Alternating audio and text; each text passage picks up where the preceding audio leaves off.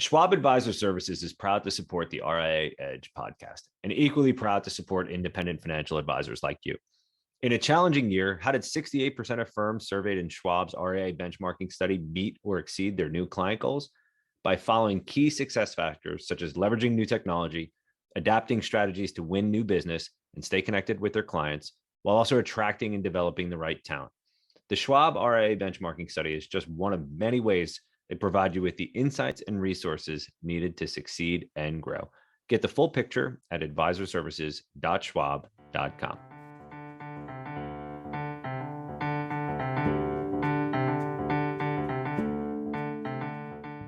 Hello and welcome to RIA Edge. This is Mark Bruno, the Managing Director of the Wealth Management Group at Informa Connect. And I am incredibly excited about this episode of the RIA Edge podcast for a number of reasons, but two in particular. One, we get to talk about some new results from an update to the RIA Edge study, which is near and dear to my heart. And two, we get to talk to one of my favorite people in the industry, Carolyn Armitage, the head of Thrivent Advisor Network, and a fantastic strategic partner to us on the development of the RIA Edge study this year. Carolyn, thank you so much for taking some time out. I appreciate it.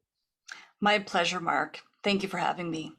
We have a lot to talk about here, but it is a subject that very few people I've come across in this industry know more than you do.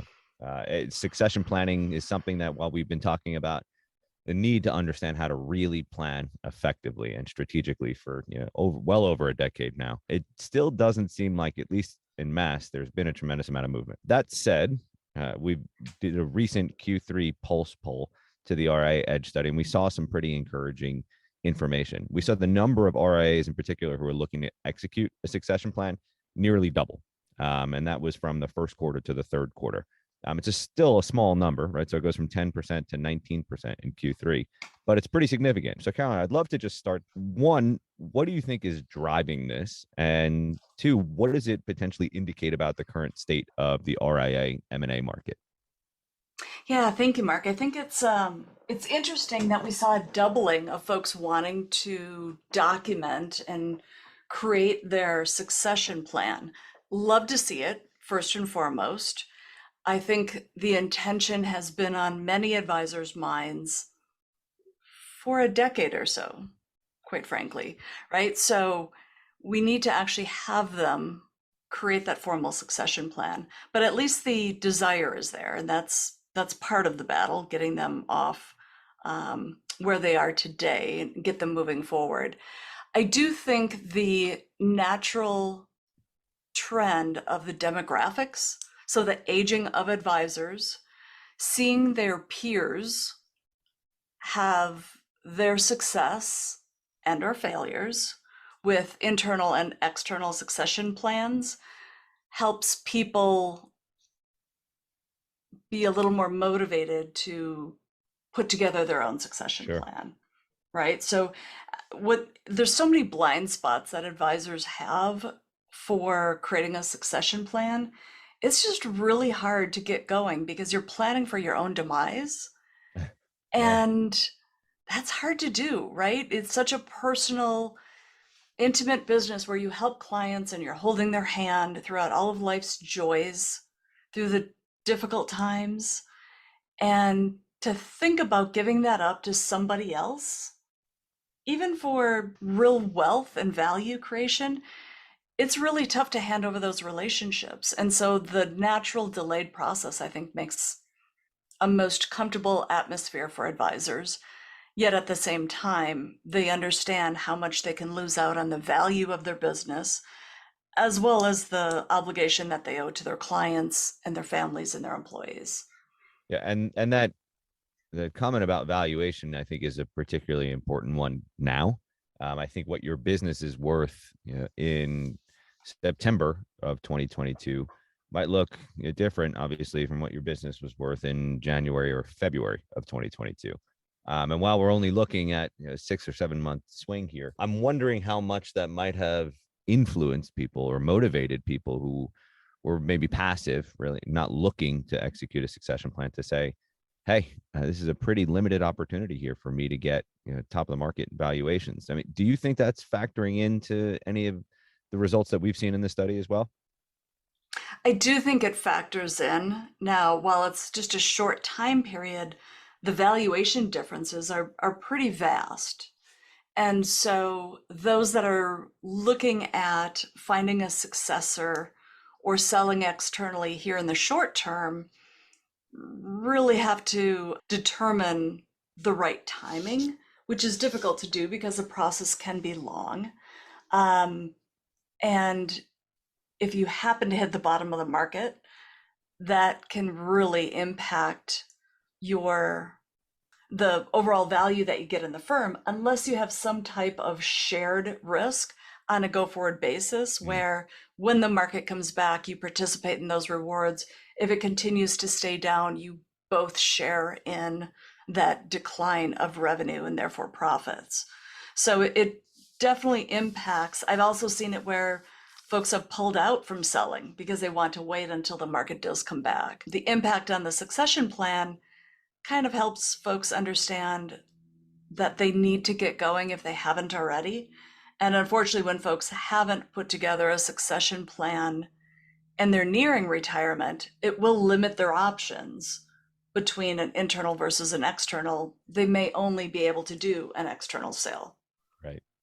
Right. And we'll talk about the internal versus external considerations in a little bit. I did want to also introduce what might be considered breaking news in the world of succession planning. In our RIA Edge study, we did see that a pretty significant number of RIAs who are looking to execute a plan actually have a written succession plan in place. More specifically, 56% have a formal written succession plan in place. It's the first time I've seen any research that indicates the majority of any population of advisors actually have a plan in place.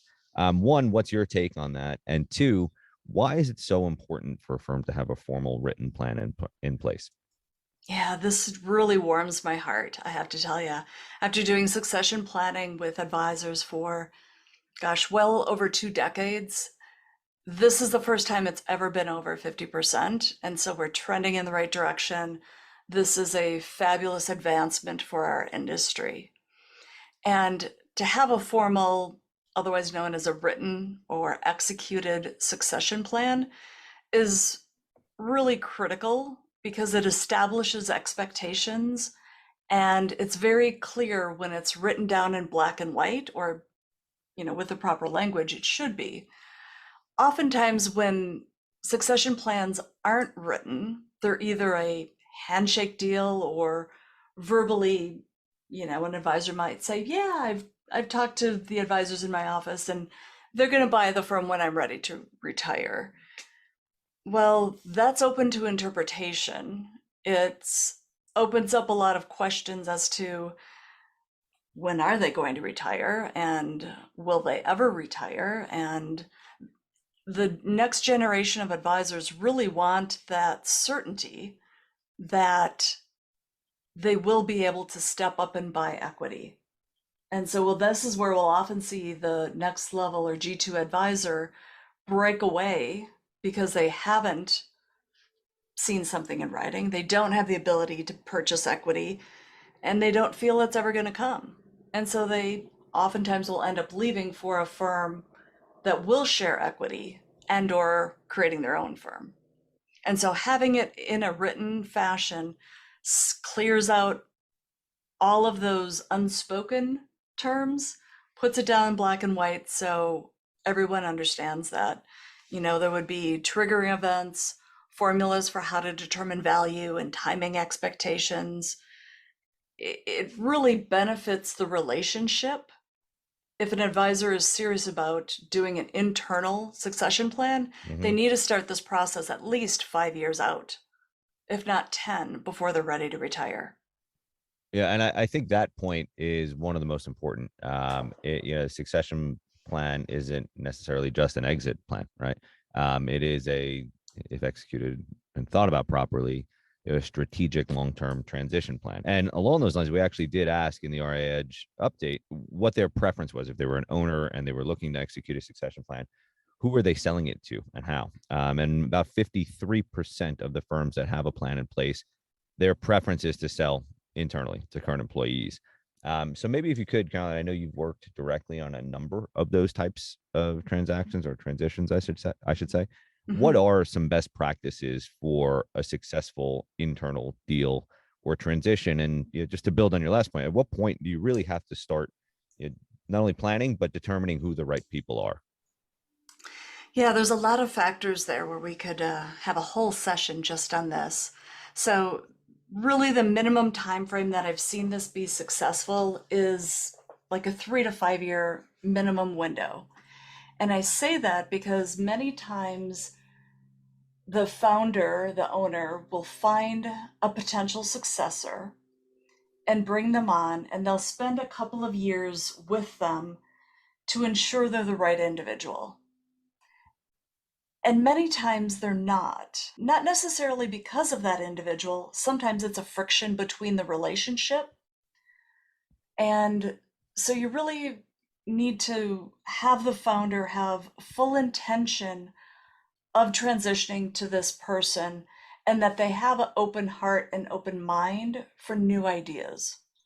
Right? If you've been running a business, you're the sole founder, you've been running that business for 20, 30, sometimes 40 years, Mm-hmm.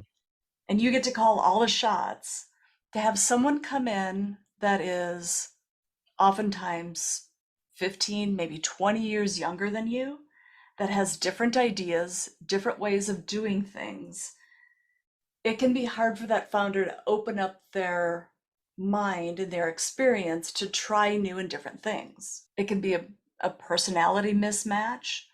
And that's where having a real specific criteria and measuring against that, both objectively as well as subjectively on certain elements, so that you have the right relationship and set the expectations from the get go. I find that oftentimes founders will have unexpressed expectations that then go unmet over the couple of year time frame.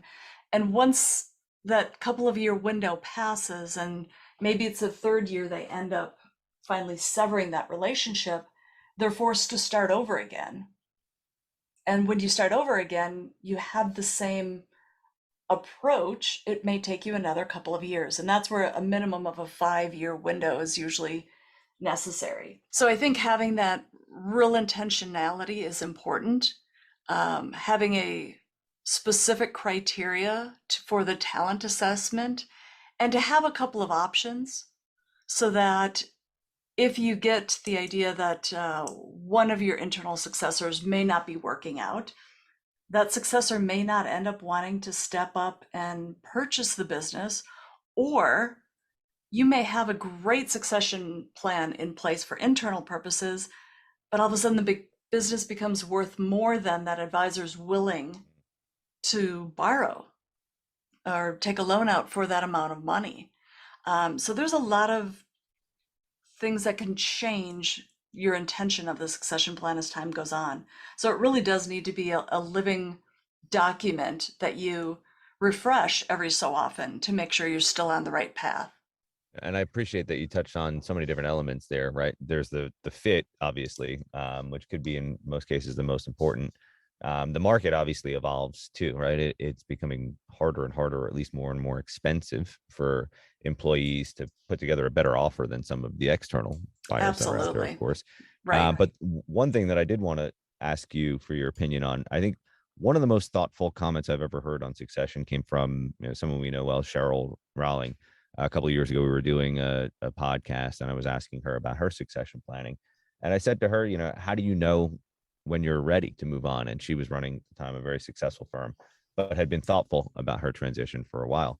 And she said, it's not about when I'm ready, it's about when the team I'm transitioning to is ready. And I thought that that was, one of the smarter, more profound ways of thinking about it. I think it's also probably pretty rare, to find other people who are thinking about it in the same way. Thinking about that comment from Cheryl, how do you know if or when your team or the individuals you would like to transition to are actually ready to take over and run the business in a way that you're satisfied and content with? Yeah, it's a great comment by Cheryl. I would say that you need to work with the advisor at the level that they're at. And so there's usually kind of three different phases of work that you do together. So one of them is some of the client interface. Another one is the management that the advisor participates in. And the third element is the equity sharing, right? So you can start through an equity sharing program where the advisor can step up and purchase some of the equity. And then at the same time, you can give them some of the management responsibilities of the firm, whether that's managing employees, a certain department, and seeing how they do and help mentor them along the way. And this is where having a close relationship and an open one where you can share feedback to help with their improvement. And you start small and see that they have successes and continue to add to that while offering up the client relationships kind of as that third pillar, that once you see they are going to be successful and they've showed continual progress, then you'll feel more comfortable opening up the relationship to have them meet with your clients, especially your most favored clients. And that's a nice way to keep in touch to make sure they're ready. Additionally, there's the financial ability that they need to be prepared to sign a personal guarantee or take out a note, and that their partner is also prepared to take on this new endeavor, right? That's a big component of it. And then the emotional aspect. So it's not just the mechanics of how it plays out in the office, but how are they emotionally prepared to change from being a contributor to a firm to actually running the firm and owning the firm, and having open dialogue on that so that they're emotionally ready to step up as well as competent to do. Yeah, I think great advice. And even just to sort of draw on just embracing that philosophy is it's not always just about when you're ready, right? It's when the group, right, is ready. It was something that will always stick with me. I do want to ask, you've provided some excellent best practices around succession planning, but we also know that there are some worst practices, right? Just to be very harsh, we'll actually just pull back and say there are some common mistakes that are often made when people are trying to either put a plan in place or execute one. As just a final question for you here, what are some of the most common mistakes you've seen, and how could our listeners here on the RIA Edge podcast avoid them? Yeah, that's a great question. That could be a whole seminar in It itself could as be. well, People like right? worst practices, right? Oh man. So some of the big horror stories are when the owner has a successor in mind and the plan's not documented, and it comes time for them to retire, and that G2 advisor says, my partner's not on board, not comfortable signing a personal guarantee and signing my house to that, and this is too risky for me. I love being a financial advisor. I don't want to own the business. I don't want to do all of that other work. I just want to meet with clients and keep them happy.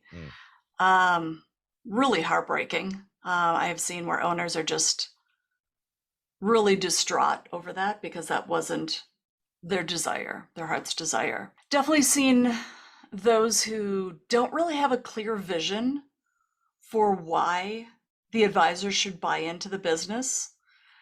They don't necessarily have a growth strategy for how the business can grow, right? Because just buying the business on itself, in order for that purchaser to find value in that, they need to grow the business beyond what they paid for it. So having a growth plan in place is super important. Also, having the financial wherewithal to pay back the note that the purchaser takes out. I have seen where someone has had to throw the keys back because they just didn't anticipate all the trials and tribulations of owning a business and the ups and downs. You had mentioned the market earlier, right? As the market goes up and down, your revenue goes up and down, and thus your profits go up and down. The cost of hiring new employees, and that comes right out of the owner's pocket until they're actually providing value. So having a strong financial forecast put together so that you can afford to pay the note back while still maintaining your cost of living is super important. definitely see a lot of disagreements on the price that the purchaser should pay, right? So as an owner of a firm, you have the sentimental value, the emotional attachment, oftentimes your name on the door. And so you may also associate your firm that you're trying to sell internally with some of the external valuations that you've heard of, where folks sell out to private equity firms, and trying to attach that to an internal sale, which doesn't always translate. At the same time, the purchaser, who perhaps has helped to build the firm over the last several years, is looking for a special good guy deal, if you will, because they help build up the firm. And so oftentimes you'll see a mismatch as to the expectations of what the value of the firm is worth. And that can cause a lot of ill will in the office that gets felt throughout all the team members. It can become a really uncomfortable environment for folks to work in. Sadly, that usually doesn't end well unless they can pull back on the emotional side and have a uninterested party step in to help mediate and negotiate what a fair and appropriate deal is. And really, I would say most importantly is that when the relationship works, some of these details won't matter as much. Right. When the relationship just doesn't work and there isn't a high level of trust there, all the details become so much more important, and they will cloud the overarching issue of, we want to make sure that the clients are well cared for the coming decades, right, in a terrific fashion. And I have seen advisors be so amazingly generous with some G2 advisors because they keep that end state in mind. And I've also seen it the opposite, where deals fall apart because of wanting to make sure they get as much value as possible up front. And so there's really that continuum of deal structures that can be done, and focusing on making sure the clients are well taken care of is often center stage for most advisors' transitions. I think one point in there that I would just hammer home is, if you do get a sense that it's not working, right, personally, the fit's not right there, or there just isn't the right alignment, you probably have a gut feeling pretty quickly, and it's probably better to start moving in a different direction quickly, as opposed to just sitting on it and hoping that it gets better over time. Hope is not a succession plan. And one other sort of final note that I would add that I learned from you, Carolyn, is when we were doing some work together, I remember having a discussion with a firm that was early in its planning, but they were looking at their vision. What does a successful transition look like? And you talk through some optionality. It doesn't have to be an all or nothing, right? It doesn't have to be Friday's your last day, Monday is their first day, right, as the owner. You can scale, you can transition. You can say, as the founder, what do I want to do? What makes me happiest? Do I just want to manage money? Do I want to manage my top 10 relationships?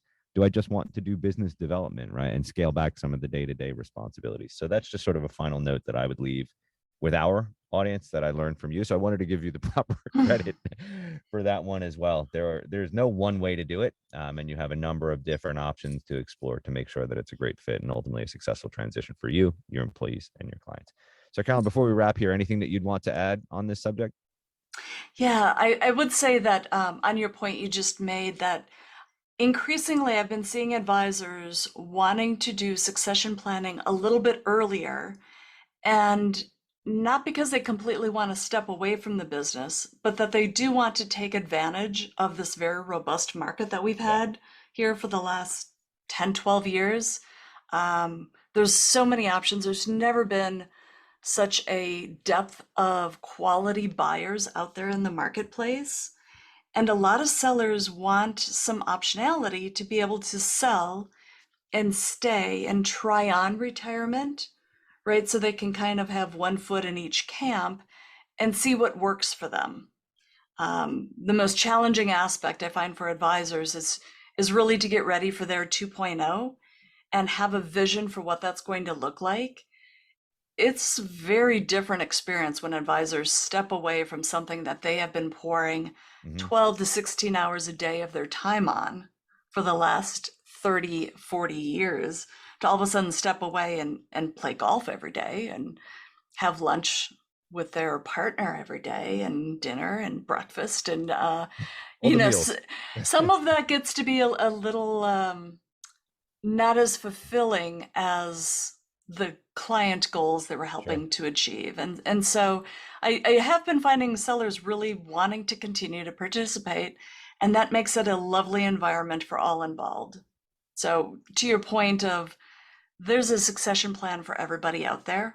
The challenge is in finding the right match and who has the right alignment of your values. And that's where I definitely wish everyone a terrific journey, and you'll be able to find the right partner out there for you.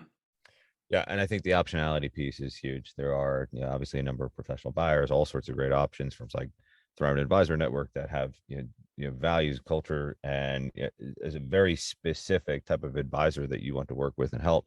It's great to have in the marketplace. And I think if you're a seller right now, it's probably never been a better time, even if maybe January technically would have been a better time. I think more broadly speaking, you've never had more options before. It's probably never been a better time to be a seller. So Carolyn, thank you so much for stopping by the RIA Edge podcast. Once again, we really appreciate having you on. My pleasure. Thank you, Mark.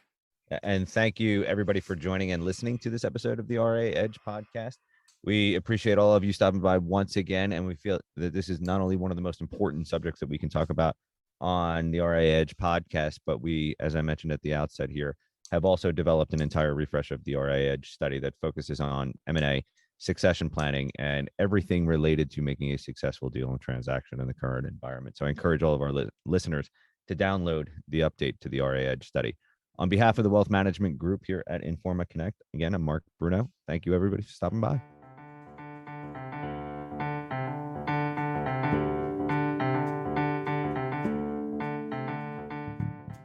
Schwab Advisor Services is proud to support the RIA Edge podcast and equally proud to support independent financial advisors like you. In a challenging year, how did 68% of firms surveyed in Schwab's RIA benchmarking study meet or exceed their new client goals? By following key success factors such as leveraging new technology, adapting strategies to win new business and stay connected with their clients, while also attracting and developing the right talent. The Schwab RIA benchmarking study is just one of many ways they provide you with the insights and resources needed to succeed and grow. Get the full picture at advisorservices.schwab.com.